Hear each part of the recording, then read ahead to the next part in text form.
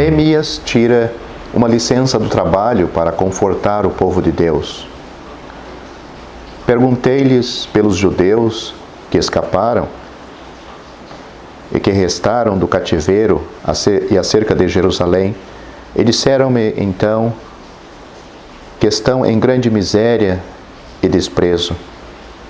E disse ao rei: viva o rei para sempre.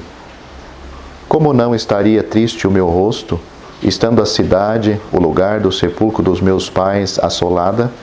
Neemias, capítulo 1, versículos 2 e 3. Neemias provavelmente nasceu em Babilônia e, sendo completamente familiarizado com a cultura de lá, foi alçado a uma posição cobiçadíssima no palácio real. Neemias era um homem temente a Deus.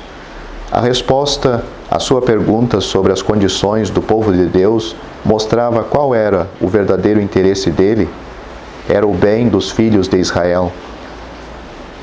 Isto é visto em Neemias, capítulo 2, versículo 10.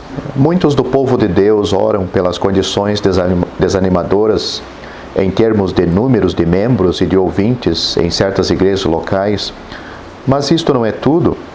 Se Neemias só orasse e não viesse a Jerusalém, o muro não seria construído. Irmãos bem empregados deveriam aproveitar as suas férias para prestar auxílio nesses lugares que eles conhecem que necessitam. O nome Neemias quer dizer consolo. Nem todos poderiam aproveitar suas férias para realizar uma série de ministérios ou uma série de pregações, mas todos poderiam tomar cuidado, olhando por ti mesmo, visitar as casas dos santos aflitos e transmitir-lhes alguma consolação que muitas vezes nem necessita de palavras, mas para alguns do povo de Deus, só a presença de alguém que lhe procure já é consolação. Não sabemos quanto tempo pediu ao rei para estas férias, licença não remunerada ou afastamento do trabalho, mas o pedido foi feito após 4 meses de oração. Tantas vezes oramos e já saímos, o que pode ser temerário. A oração de Neemias era persistente e amadurecida. Esta época em Jerusalém não poderia ser comparada com os dias gloriosos de Davi e Salomão, com uma multidão inumerável de habitantes, em comparação com os agora de apenas 50.000.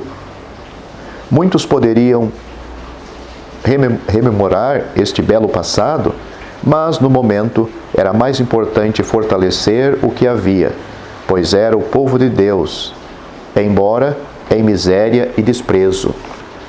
Mas a nossa tendência é outra: visitar grandes igrejas, ou pior ainda, gastar as nossas férias apenas para o nosso lazer. Na inauguração do Templo de Salomão, 22.000 bois foram sacrificados. Fogo de Deus consumiu o sacrifício e a glória de Deus encheu o recinto sagrado.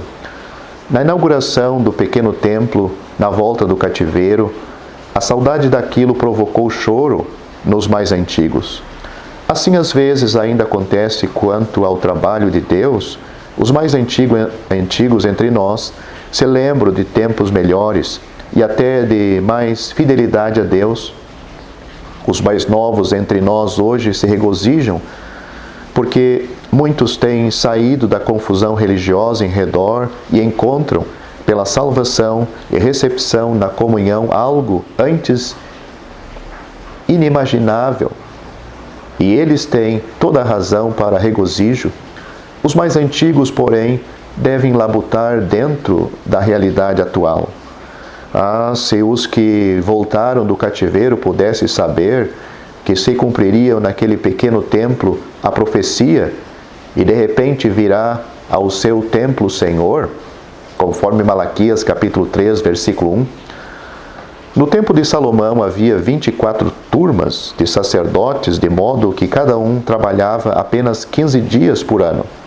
Mas agora, na volta do cativeiro, havia apenas 4 turmas. Mas não pensaram em relaxar e aceitar qualquer um só para aumentar o número? Que perigo é para o povo de Deus se estivermos preocupados só em aumentar o número de membros? Houve 63 que se apresentaram como sacerdotes e foram desqualificados. Irmãos, vamos manter a necessidade de uma entrevista guiada pelo Espírito Santo e não fiquemos apavorados, querendo a todo custo aceitar aqueles que se apresentam como salvos, mas não podem provar a sua descendência de Deus, ou seja, a sua conversão. Neemias, em comunhão com Deus, compreendeu que valia a pena deixar a sua zona de conforto e meter mão à obra do Muro de Jerusalém para confortar e proteger seus 3.044 habitantes, o pouco número de sacerdotes, as 5 famílias de levitas, etc.